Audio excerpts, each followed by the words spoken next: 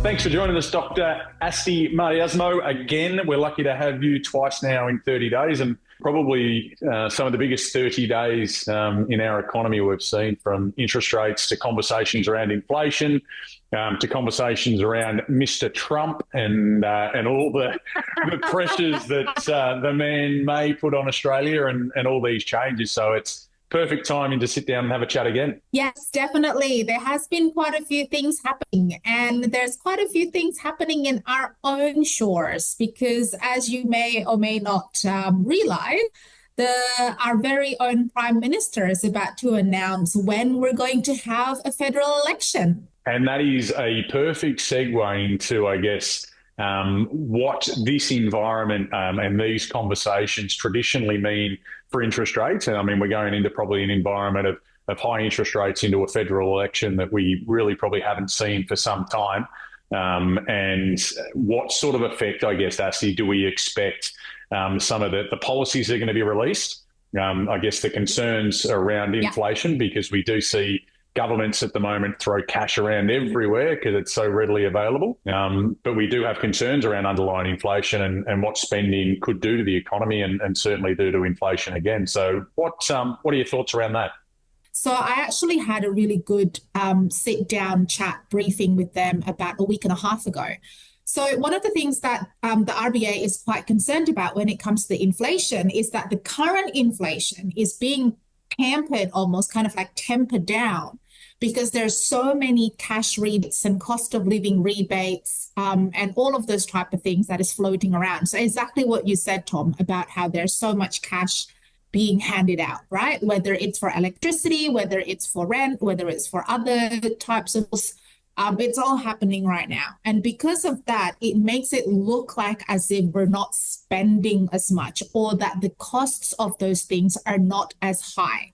So a good example for me, my electricity bill is normally about $600 a quarter.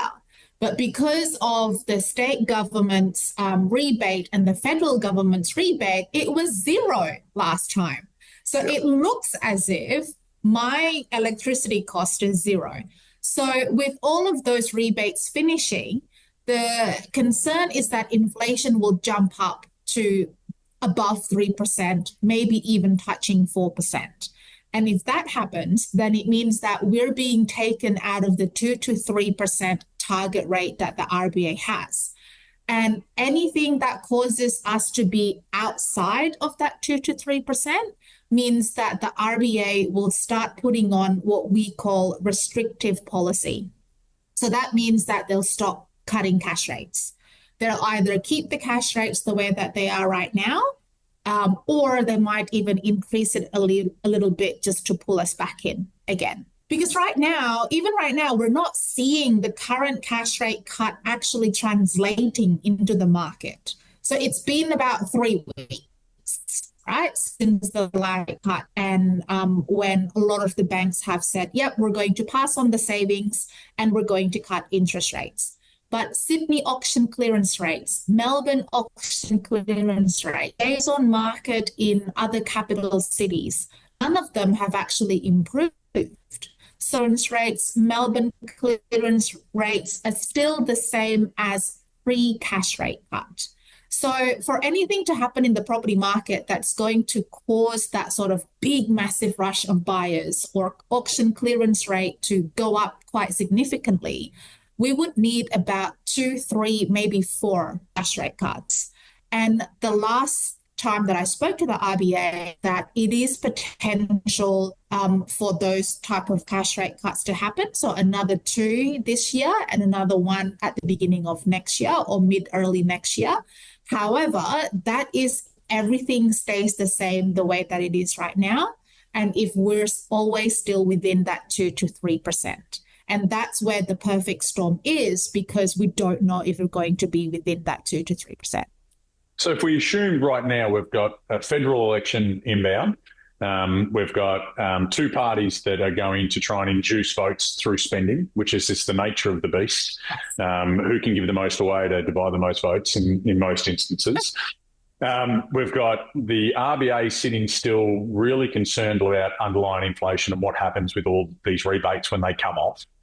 and we go above the desired inflationary rate, and all this money's being spent, what levers really do the RBA, what lever can they pull? Because surely right now they're sitting back looking at these other parties and the federal government saying, cool your jets, stop spending. We've got a job to do here, and don't make us pull a lever we don't want to pull. So that's one of the reasons why traditionally, when there's about to be an election, the RBA would keep everything steady, because they want it just to be like a neutral platform where people are not rushing into decisions, where people are not making rash sort of like purchases, because the last thing that they want to do is to, because they're meeting again at the end of this month, right? The last thing that they want to do is to cut cash rates, for example. So that's a double cut, like February cut and then March cut. But then because of whatever might happen with the federal election, that they then have to pull it back and actually increase cash rates again post-election. And because that actually messes up with a lot of people's household budgets quite a bit, right? Because it means that it changes how much they have to spend on their mortgages quite quickly. And we saw how that really impacted the market in 2022 when the RBA did those multiple cash rate hikes pretty much month after month after month, and how that really squeezed a lot of people's household budgets. So the last thing that they want to do is to actually cause a bit more havoc when it comes to people's money. And that's why they tend to keep everything stable, keep the cash rate steady before any election. And as you said, we don't know which one is going to get in, of course. The concern that we do have is that, especially for people who are looking to buy into the market, is what they might do with the first home buyer grants, because each party is proposing something completely different. And traditionally, and am I right in saying we see the first homeowner market stall until such time as we get to the election point, because they don't exactly grandfather it. So people then hold off and say, okay, let's make a decision. So we do see an acceleration in that lower end of the market post the federal election. Yes, we do. So the latest stat when it comes to first home buyers is that there has been about 5% in first home buyers across all of the capital cities and even in regional areas as well. And it's because there's a bit of that uncertainty on, if I make the move now and if I sign the contract, for example, if it's off the plan, for example, is that still going to be honoured in any of the first home buyer schemes if, say, Labor is no longer with us and the LNP is in, or if there's a Labor government but they might change the first home buyer scheme? Because it's quite different. Like, the Labor government still wants to be able to do the help to buy scheme, means that they then have a share in people's homes, right? Someone can go in with as little as 2% or 5%, deposit, and then the federal government will put up quite a bit of the rest, and they have a share in that person's home. Whereas what the LN wants to do is, if we kind of remember at the time of COVID, how people were able to access their super. The LNP, that's what they want to do. They want to allow first home buyers to be able to access about 50K of their super. And there's always terms and conditions around this. But they want to be to say, yep, first home buyers access 50K of your super so that you can actually get into the market quicker. Yeah, and I think that still doesn't discount, obviously, the fact that the wealth gap seems to be spreading, and that's where we've got to be very cautious, I think, in our economy, because we don't want to end up in a marketplace like the US where the wealth gap is so distinguished between haves and have-nots. We need to be very cautious in Australia to make sure that doesn't happen. And that's definitely something that we are monitoring. We're looking at wage growth. We're making sure that there is, increasingly, because wage growth did have a massive increase throughout COVID. We've seen so many people either change jobs or get a pay rise or, all of those types of things, right? And wage growth is still at about 4% right now. And this is unheard of, because normally we're at 2%. And so we have unemployment rate still under 4%, and we've got wage growth that is still growing as well. In some industries, it's even more than that, especially in the construction industry, is definitely because there's not enough tradies. In the health industry is more than that as well. We don't have enough nurses, doctors, healthcare providers, things like that. In the professional sector, especially any managerial level, is still struggling in terms of finding people to be able to fulfill those roles. So there's a lot of wage growth in that area as well. So we are still seeing quite a lot of wage growth in different parts of the industries and different types of jobs. And our unemployment rate is still quite low.